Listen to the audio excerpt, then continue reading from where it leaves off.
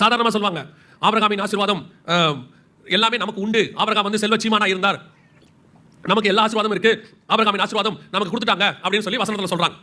கலாத்தியர்ல தான் அந்த வசனம் இருக்கு.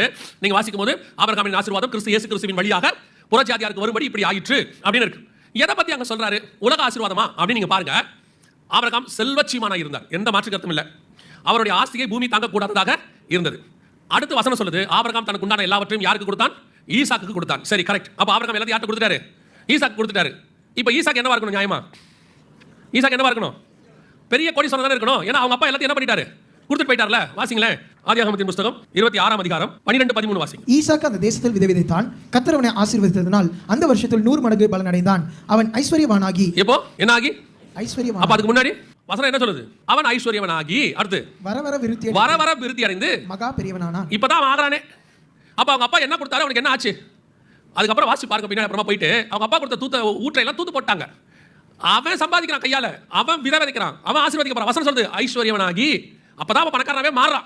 சரி, ஈசாக்கு இப்ப பணக்காரன் ஆயிட்டார், நிறைய பரிவாரம் சொத்து வந்துருச்சு. இப்ப அடுத்தது யாருக்கு போகணும்? யாக்கோபுக்கு போகணும். யாக்கோபு எங்க போயிட்டாரு? லாபான் வீட்டுக்கு போயிட்டாரு.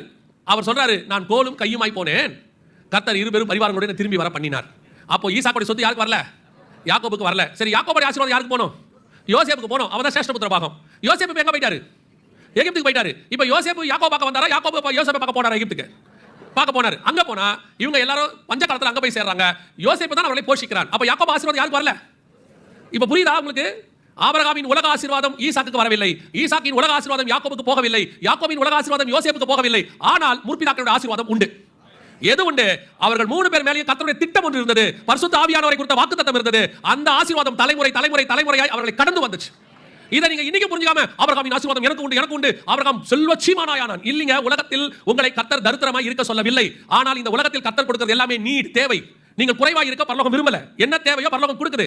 நீங்க குழந்தையா பிறக்கும்போது ஒரு சின்ன கவுன், சின்ன சட்டை தேவைப்படுச்சு, பரலோகம் கொடுத்துச்சு. நம்ம அப்புறம் 30-40 வயசு ஆன உடனே 38 இன்ச் 40 இன்ச் சட்டை, 42 ஆச்சு, 44 ஆச்சு, டபுள் எக்ஸ்எல். அப்புறம் அந்த கடைக்காரர் சொல்றாரு, உங்க சைஸ்க்கு சட்டையே இல்ல சார்ன்ட்டார். இப்ப போய் இன்னொரு கடையை தேடி அந்த சட்டையும் கிடைக்கிறார், அதையும் கர்த்தர் கொடுக்குறாரு தானே. குழந்தையா இருக்கும்போது கவுன் கொடுத்த ஆண்டவர், இவ்வளவுதான் உன் சைஸ், பரலோகம் இவ்வளவுதான் கொடுத்துருக்கு, இதை வச்சு அட்ஜஸ்ட் பண்ணி இதுக்குள்ளே வாழ்ந்து கூட கவுனோட விட்டுட்டாரா? வளர வளர என்ன தேவையோ அதை பரலோகம் கொடுக்க வல்லமை உள்ளதா இருந்துச்சு, இன்னும் இருக்கும், முடிவு பரியந்தம் நடத்தும். பரலோகம் உங்களை தரித்திரா இருக்க சொல்லவில்லை. What ever you need the heaven will give.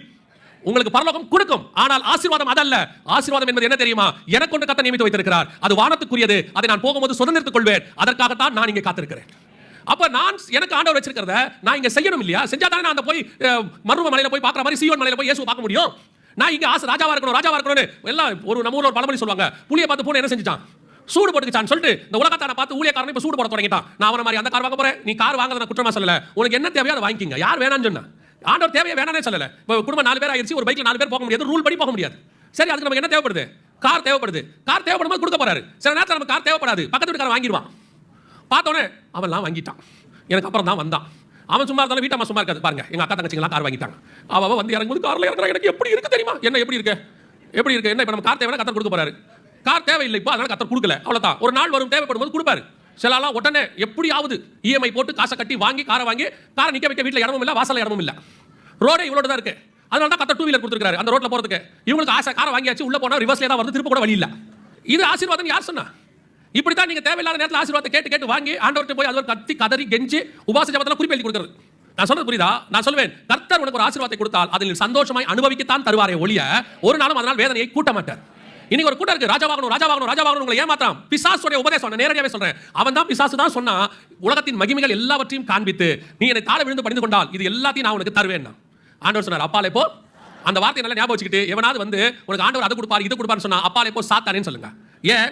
நமக்கு என்ன தேவை என்பதை நம்ம பரமபிதா முன்பே அறிந்திருக்கிறார். இன்னைக்கு நேத்தலாம் இல்ல, தாயின் கருவில் உருவாகும் போதே எழுதி நோட்டு போட்டு அழகா தெளிவா வச்சுட்டார் ஆண்டவர்.